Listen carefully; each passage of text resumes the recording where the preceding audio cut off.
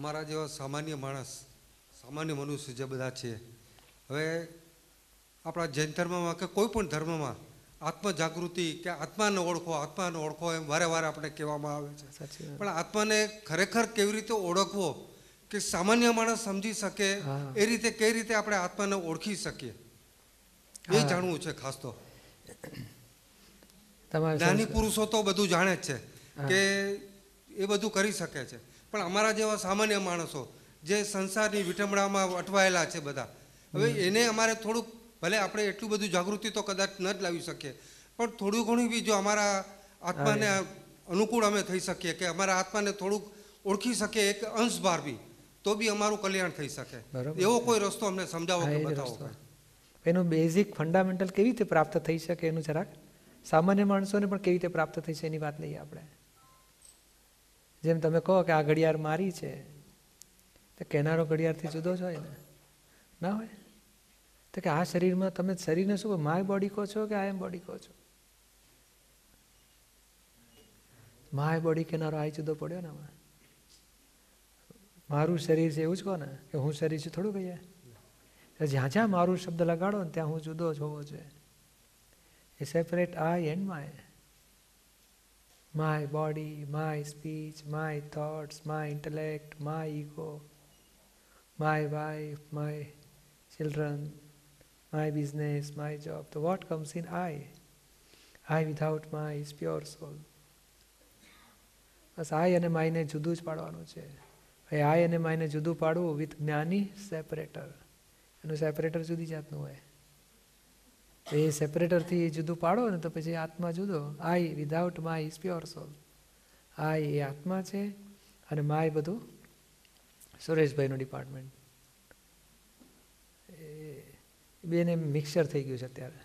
જેમ પેલું સોનું ચાંદી કોપર ભેગું થઈ જાય ને, તો આપણે હાથ દુખતો હોય તો આપણે શું, મને બહુ દુખે છે. તમને દુખે છે? તો કે હાથને દુખે, જમણો નહીં ડાબો બહુ દુખે છે. તો હાથ દુખે છે એવું બતાડીએ. પછી રહીને કે છે મને બહુ દુખે છે, એટલે હાથનો દુખાવો આપણા માથે લઈ લઈએ. નહીં, નથી કહેતા મને નંબર આવ્યા. તમને શું નંબર આવ્યા? તો કે આંખને નંબર આવ્યા. તો આંખના નંબરને આપણે માથે લઈ લઈએ કે મને બહુ નંબર આવ્યા છે, હવે થોડું ઓછું દેખાય છે મને.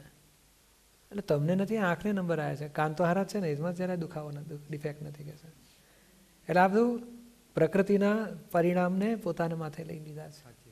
એટલે બે ભેગું થઈ ગયું કહેવાય, મિક્સચર. તો એમાંથી બેને છૂટું પાડવું હોય તો કેવી રીતે પાડી શકાય? એમ સોનું ચાંદી કોપર બધું ભેગું હોય, એમાંથી શુદ્ધ સોનું છૂટું પાડવું હોય તો શું કરવું પડે? શું કરી શકાય? ખૂબ માળા ફેરવીએ તો છૂટું પડે? આમ ધ્યાન કરીએ તો છૂટું પડી જાય? કે દૂધમાં નવડાવીએ તો કંકુથી તો એ સોનું છૂટું ના પડે તો સોનીને પકડવા પડે. જાણકારને પકડો, એની પાસે પ્રયોગ હોય, સાધન હોય, અનુભવી છે, હાઉ ટુ સેપરેટ એની પાસે ચાવીઓ હોય. સમજાય વાત છે ને? એવું સોના તત્વનો જાણકાર સોની કહેવાય. એવું તમે કઈ રીતે શુદ્ધાત્મા છો, કઈ રીતે સુરેશભાઈ જુદા છે, એને આત્માના જાણકાર એવા જ્ઞાનીની પાસેથી થાય. સમજાય છે ને? એટલે દાદા ભગવાન પાસે એ વૈજ્ઞાનિક પ્રયોગ છે આખો 2 કલાકનો.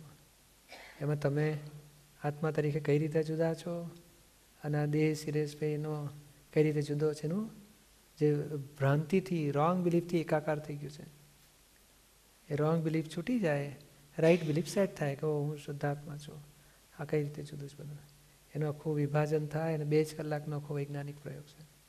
અને એ વૈજ્ઞાનિક પ્રયોગથી પછી તમને જાગૃતિ શરૂ થાય, તો આ સુરેશભાઈ જુદા છે અને હું શુદ્ધાત્મા છું.